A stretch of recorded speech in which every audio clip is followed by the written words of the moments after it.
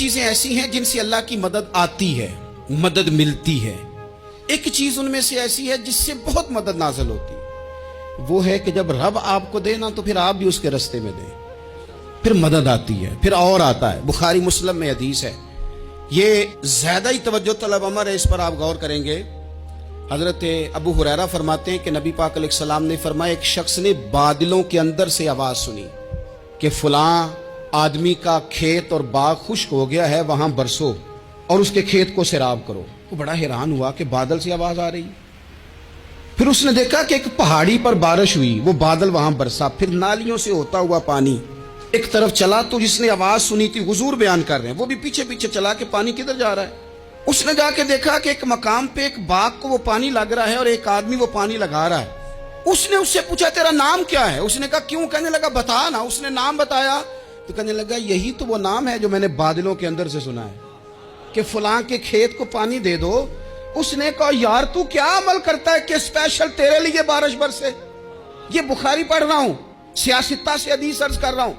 اس سے پوچھا تو کیا کام کرتا ہے کہ جناب اللہ تبارک و تعالیٰ کا حکم کرم آیا کہ خاص تیرے لیے پانی برسے اور تیرے کھیت کو سیراب کرے؟ تو اس نے کہا چھوٹا ذمہ دار ہوں، پر جب فصل اگتی ہے تو 3 حصے کرتا ہوں، ایک حصہ اپنے بال بچوں پہ، بہن بھائیوں پہ خرچ کرتا ہوں، ایک حصہ پورا، اور ایک حصہ دوبارہ کاشتکاری پہ لگاتا ہوں، اور تیسرا حصہ خالص میں نے مسکینوں، یتیموں اور غریبوں کے لیے رکھا ہوا ہے۔ وہ جو تیسرا حصہ، اللہ کرے آپ سمجھے، وہ رب کے بندوں پہ تیسرا حصہ خرچ کرتا ہے نا، تو کریم مالک نے فرمایا جہاں سے غریب کا حصہ جاتا ہے وہ کھیت خشک نہیں رہنا چاہیے، وہ جہاں سے مسکین روٹی کھاتے ہیں وہ خشک نہ رہے، جہاں سے یتیموں کو کچھ آتا ہے کہیں اس کی فصل رہ نہ جائے۔ میں اور آپ بھی اگر اپنے مال میں مسکینوں، یتیموں، غریبوں کے حصے رکھ لیں گے تو فصلیں خشک نہیں رہیں گی، ان کے اندر تازگی آئے گی، نور آئے گا، کرم آئے گا، خاص کر خدا کی رحمت برسے گی۔ مدد اللہ سے چاہیں، اپنی توجہات کا مرکز رب رسول کی ذات کو بنائیں، پھر آپ محسوس کریں گے کہ بڑی جلدی اللہ تعالیٰ کی مدد آنے لگی ہے۔ کبھی آپ صرف کہہ دیں نا میرا رب میرے ساتھ ہے، اس لفظ میں اتنی طاقت ہے کہ دشمن ویسے زہر ہو جاتا ہے۔ زندگی میں کسی سے بھی لڑائی ہو، اچھی طرح سوچ لیں کہ اللہ اس طرف ہے یا اس طرف ہے۔ اگر آپ زیادتی پہ ہیں تو پھر رب مظلوم کی جانب ہے۔ اگر اللہ کی مدد آپ کے ساتھ ہے تو دنیا کی کوئی طاقت آپ کو گرا نہیں سکتی، اور اگر آپ مظلوم کے مقابلے میں ظالم بن کے آپ کھڑے ہو گئے ہیں اور آپ نے رویہ وہ اختیار کیا ہے کہ جس میں مدد نہیں آئے گی، تو پھر یاد رکھ لیں کہ آپ کوئی بھی ہیں، کہاں بھی ہیں، آپ کمزور ہیں۔ طاقتور تھے ابتدائے اسلام میں، ظاہری طاقت تھی کفار مکہ کے پاس، وہ ڈنڈوں سے مارتے تھے غریبوں کو، ان کے ہاتھوں میں ڈنڈے تھے، پر خدائی طاقت ان مظلوموں کے ساتھ تھی۔ صاحب زرقانی نے لکھا ہے، حضرت زنیرہ رضی اللہ تعالیٰ عنہ ایک لونڈی ہیں، غریب ہیں، ماڑے دا کی کام محمد نس جانا یا رونا، غریب سادی بی بی اور لونڈی کنیزہ، ایک مشرک کی کنیزہ تھی، انہوں نے کلمہ پڑھ لیا، وہ ڈنڈوں سے مارتا، دروں سے مارتا، تکلیف دیتا۔ حضرت زنیرہ رضی اللہ تعالیٰ عنہ کو اتنا مارا، اتنا مارا۔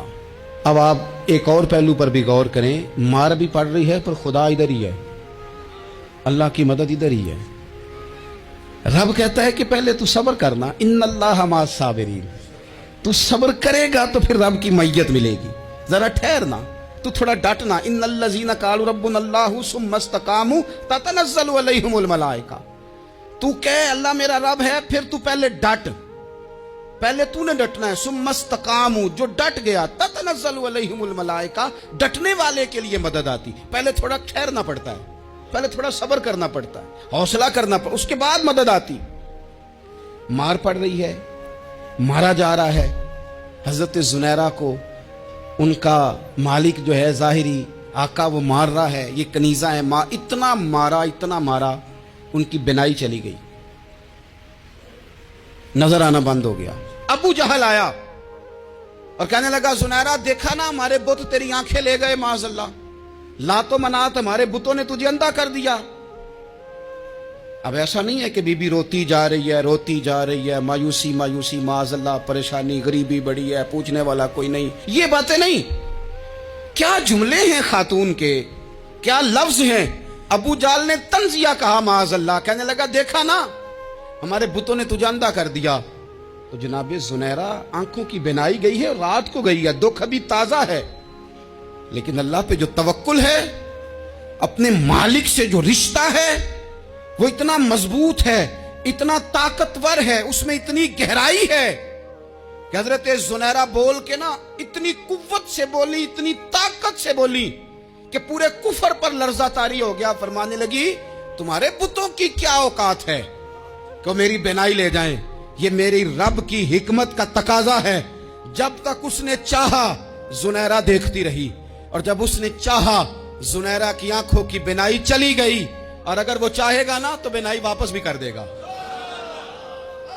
अगर हो ज़ौक़े यकीन पैदा तो कट जाती हैं जंजीरें, अगर वो चाहेगा तो बिनाई आ भी जाएगी। हजरत जुनैरा ने रात को ये लफ्ज कहे, अबू जाल और सारे कुफ्फार डर के सुन के चले गए। आप इत्मीनान से आके बिस्तर पे सोई।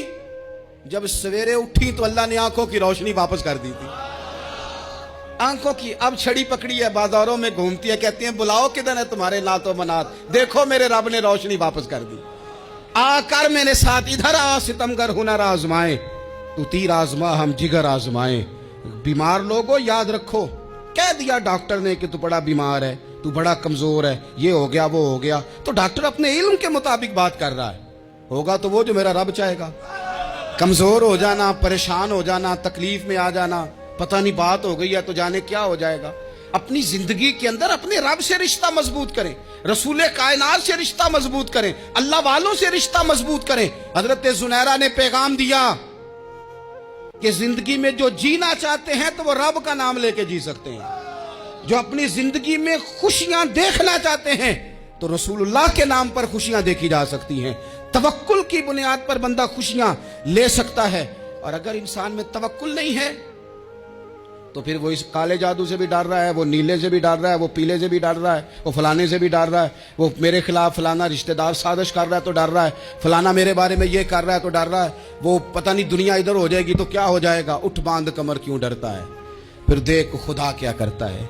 तो इस सारी गुफ्तगू का निचोड़ आपको ये अर्ज किया है। सबसे पहले तो ये कि मैदानों में मदद भी अल्लाह की, रिस्क में मदद भी अल्लाह की, फसलें खुश्क हों तो मदद फिर भी अल्लाह करे, तो फिर सारी मदद, और अगर इंसान बीमार हो तो फिर भी मदद अल्लाह की। तो अपने अल्लाह की जानिब तवज्जो को बढ़ाएं, आप अल्लाह से मदद के सवाली बने। तिरमिजी की एक हदीस है, मैं आपको जिंदगी का तजर्बा बताता हूं कि जब मैं बड़ा परेशान होता हूं तो ये वाली रवायत खोल लेता हूं, मजा देती है। मेरे नबी पाक अलैहिस्सलाम ने फरमाया, अपने दुख सेठों नवाबों को ना कहना, मालदारों का ना कहना, वरना अल्लाह तुम्हें कभी गनी नहीं करेगा। फरमाया अपने दुख अपने रब की बारगाह में अर्ज करना, जल्दी करे या देर से करे, अल्लाह तुम्हें लोगों से बेनियाज कर देगा, अल्लाह तुम्हें गनी कर देगा। रात को बैठो ना उसकी बारगाह में, उसे दुखड़े सुनाओ, छोटी छोटी बातें। हुजूर ने फरमाया नमक भी मांगो तो रब से मांगो, छोटी छोटी बात से शुरू करो ना। जब बंदा शुरू करता है ना छोटी छोटी चीजें, तो बड़ी सारी चीजें ये इस तरह होता है जैसे बंदा रब से गुफ्तगू कर रहा है, मालिक मुझे ये चाहिए, मालिक मैं यहाँ कमजोर हूँ, अल्लाह मैं यहाँ परेशान हूँ। आप ये करके तो देखें, लंबी लंबी दुआएं मांग के तो देखें, उसके हुजूर जुड़ के तो देखें, आप देखेंगे राहत कितनी है, सुकून कितना है।